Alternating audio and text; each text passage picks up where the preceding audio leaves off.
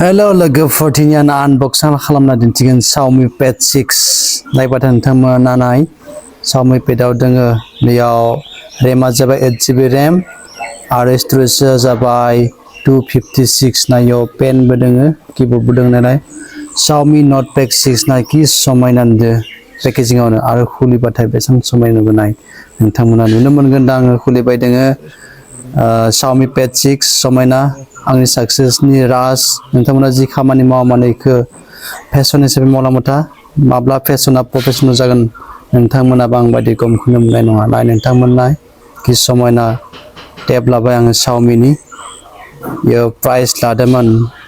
27,000 नि नाय जेराव आङो डिजाइन होदों आरो डिजाइन दा इयाव आङो एडिटिं पेइन्टिं ड्रयिं खालामसिगोन बेखौ आनबक्स खालामना दिन्थियो नोंथांमोननो बेयाव मा दोङो इयाव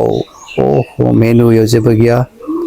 बेनि उनाव मोनसे आरो दंबावो आं बेखौबो खुलिना दिन्थिनि बेयावहाय दोङो चार्जार दोङो निस्सय नोंथांमोना फैबाथा जि मावो रेगुलार मावलांबाथा नोंथांमोननि फेशनखौ मावलां जायखौ मावना नोंथांमोना गोसोयै मावलां फेशनखौ मावलां फैसानि बाथ्राखौ दा सान नोंथांमोना जेब्ला फेशनखौ फल' खालामगोन कन्टिनिउ मावलांगोन बे खामानि नोंथांमोना साक्सेस जानानै फैसाया यानि गावबा गाव फैगोन बेनिखायनो नोंथांमोना नाय आंनो कानेक्ट खालामना दिन्थिनि नायलाय बेयाव टाइप C केबोल नाय नोंथांमोना कि समायना मोनसे आङो Xiaomi Pad 6 लाबाय दायो आं बरियानो समायना ड्रयिंफोरखौ बेयावबो आखिगोन